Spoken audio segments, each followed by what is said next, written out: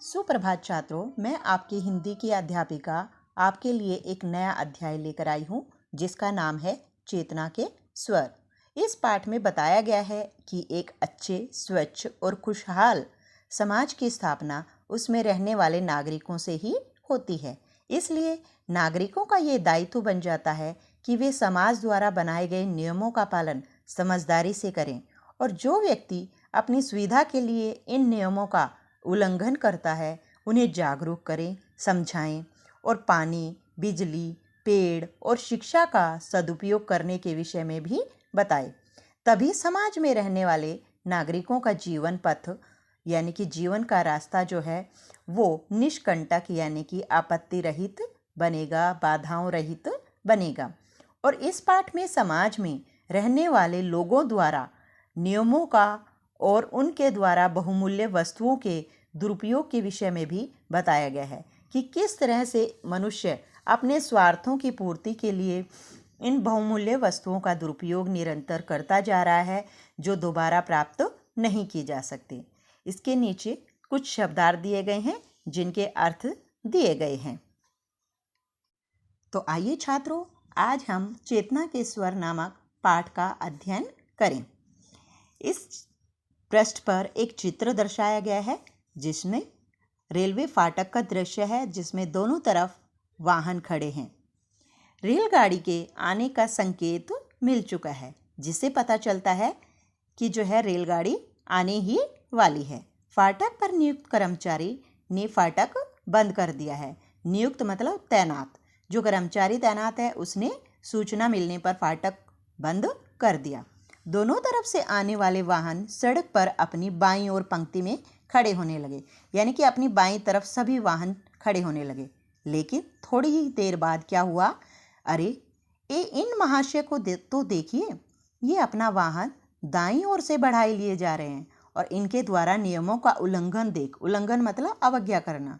और इस तरह से एक व्यक्ति अपनी गाड़ी को लेकर दाईं तरफ आ जाता है और इनकी देखा देखी अन्य वाहन चालक भी दाईं ओर की सड़क पर अपने वाहन खड़े करने लग जाते हैं।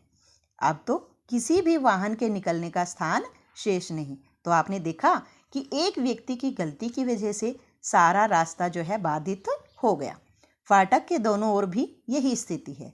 रेलगाड़ी चली गई, फाटक भी खुल गया, किंतु ये सारे वाहन तो वहीं रुके पड़े हैं।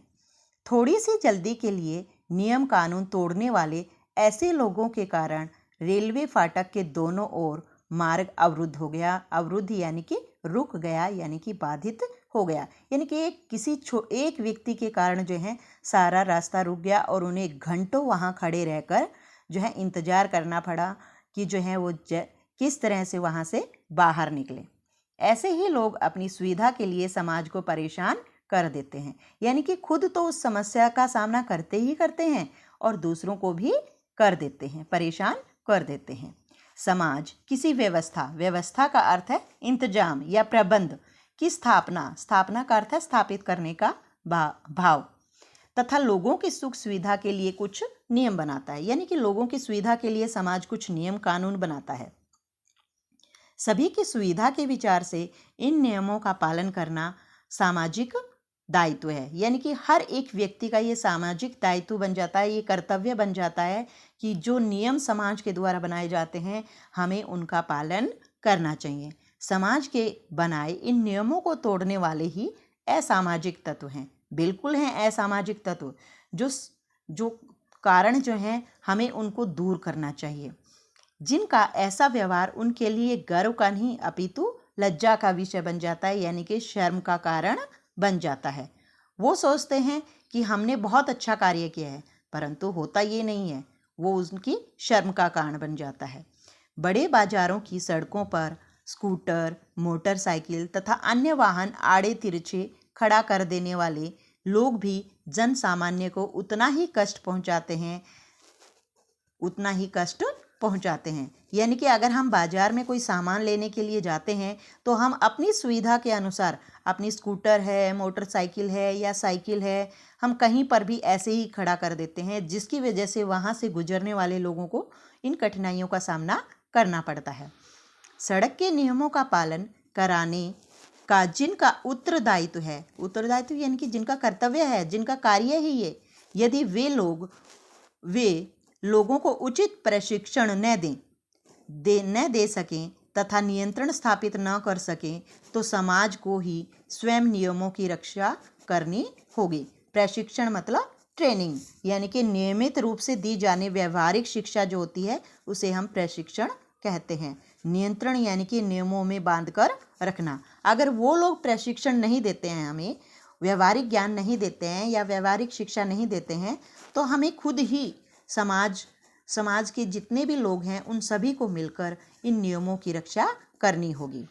समाचार पत्रों में नित्य प्रति मतलब प्रतिदिन, हर रोज वाहन दुर्घटनाओं के समाचार दिखाई देते हैं।